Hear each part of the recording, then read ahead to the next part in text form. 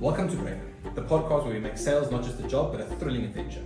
I'm David Pereira, your guide and host on this journey through the dynamic world of sales. So grab your headphones and a cup of coffee because we're about to embark on a journey packed with insights, laughs, and maybe even a few surprises along the way.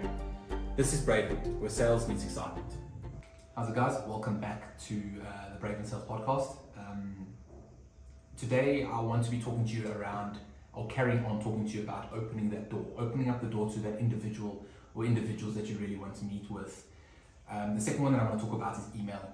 I think email is something that's not very well necessarily understood or respected within the outbound community, and I think the reason why is that people tend to spam, and I don't like to spam. I don't think that is right. I don't think that is very respectful of your target customer's inbox. It's not respectful to them. I think the idea of outbound emailing is that you are trying to deliver genuine value to the individual that you're going after. So again, the first thing that I would say is be prepared. Who you're going after and why. You don't want to be seen as spam. You want to be seen as the person that is offering genuine value. So if you have got a product for a very specific target market, is try and be, the more niche you can be, the better in your outbound efforts. Try and be more targeted in the individuals that you're going after. It does depend on the value of the product that you're trying to sell. Obviously, if you're a lower sales cycle product, but it's quicker, or that it's a bigger market, then obviously you're going to be sending out more. But try and relate it more to the individual so that you're not coming across as spammy. That's definitely the first thing that I would focus on. The second thing is pay attention to your subject line. I try and say to the guys that are in the office here is, you need to see someone's inbox as a type of social media, for lack of a better word. You need to see it as you are getting a free pass into someone's inbox where you have a chance of them maybe seeing it. People spend so much time and effort on curating the ideal Facebook advert or the ideal LinkedIn advert or whatever that might look like. They don't spend time on curating the ideal email. What is that subject line saying? That is literally the first thing that that individual that you're trying to target is going to see. What are you saying in that opening line that is going to get their attention, that they're going to look at and be like, oh, okay, cool, yeah, this is something that I'd be willing to open. At the end of the day, from an email point of view, numbers count, and you need to be tracking how many times people actually open up the email, because then you know, okay, that subject line is working. It's something that people are attracted to. The conversion rates on that, or not conversion rate, but open rates that you get in the industry, some people talk about 80 to 90% open rates. I think that's brilliant. The highest that I've experienced here is normally between 65 and 75, which is very good. It also means that the quality of your emails are very good. It means it's actually landing in the inboxes. You've sorted out all your spam filters. You've warmed up your email. You've done all these weird and wonderful things. And again, that subject line, and play around with A/B testing. Try one, try another, see what's working better. Spend time on it, guys. It's a proper marketing tool that you need to think about how are you going to grab that individual's attention. And again, you need to cater to the individual you're going after.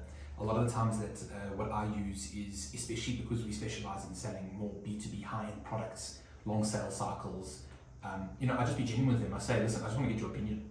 I'm not trying to sell you anything. I'm not trying to do anything. I'm just trying to genuinely get your opinion as to what you think about what I'm trying to take to market. And if you find it interesting, cool, we can take the next steps and you can introduce me to all the relevant people. But what is it that you want out of that? Why are you wanting to meet with this individual? And actually think back into your sales cycle as to why you want to meet with an individual.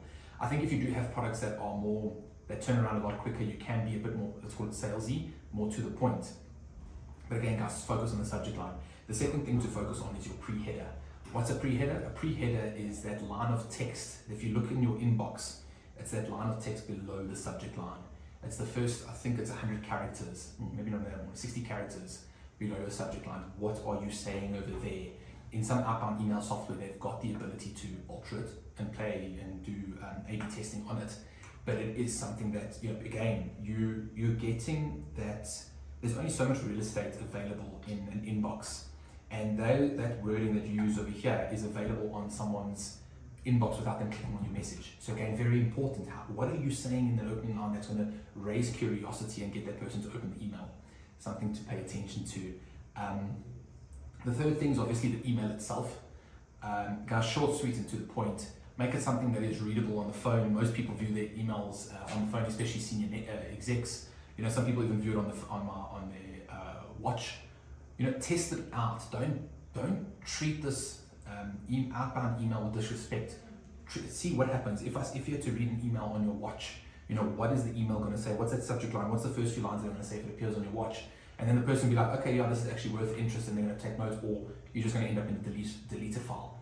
So what is it that you're going to say in there? How are you going to drive the intent of why you're reaching out and why this person should actually care? Don't go into who you are. Go into why this person should care that they should talk to you, and be short, sweet, and to the point. In my emails, I don't try and make them longer than 2 paragraphs. Yes, there is a whole lot of methodologies that you can make use of, that you gain interest and you create a challenge, and then you solve the challenge and you organize the thing. But again, you need to see this as a means to get in front of the individual, respect their inbox, respect their time, try to keep it something that's below, yes, I wouldn't keep it longer than a minute, must be a 30-second read that they can quickly squiz through and see whether they're interested or not. And create a call to action. So call to action, or CTA, is a marketing term that they use in advertising, but make sure that your email has something that, if the client's interested, they do something, that they book a meeting with you, that they phone you back, that they reply to you, whatever that might look like. Create that call to action so that you can at least, so that they can at least do something. You're trying to drive action over there. You're not just trying to get them to read an email for the sake of reading an email. That's not going to help you. So I think that is definitely the third, I don't know what number I'm at the moment, but that is one of the things that you need to make sure that you include in your mail. And then lastly, if you're going to be doing cold outbound reach, guys, make sure that there's an unsubscribe link. That is just to comply to anti-spam filters and anti-spam laws. Make sure that you're really respectful of people's data. Make sure that you're getting it from trusted sources, that it's not something that's, one, going to bite you in the arse, excuse my French, but that is, this person's actually signed up for something and is not going to come back at you very aggressively for using their data. I think that is it from email. The last, I need to think about that when I say that.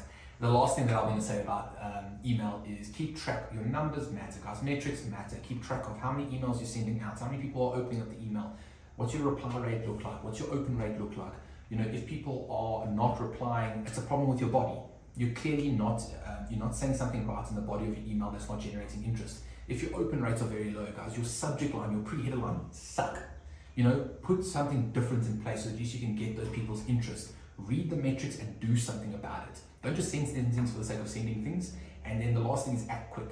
If someone replies or someone opens, we've got a rule here within Braven that if someone opens up an email, I'm expecting you to give that individual a call in the next 2 to 3 minutes. The quicker you can act, the better. And that is, it works quite well. You can get the meetings quite quickly, and then be prepared. Be prepared when you make that phone call. It goes back to previously when you're doing cold calling. Be prepared as to what your call to action is. If you're going to organize a meeting, guys, have your calendars up, have Calendly up, have whatever you have up so you're prepared with times that are available. You don't want to be going back and forth because you're just going to lose your chance of setting up or coming with the right outcome. That is all that I have to say about emails. A lot more to say, but I think testing, paying attention, metrics, reporting, all those weird and wonderful things important. Thank you guys for your time today. Hoping it was valuable, and until next time, thanks.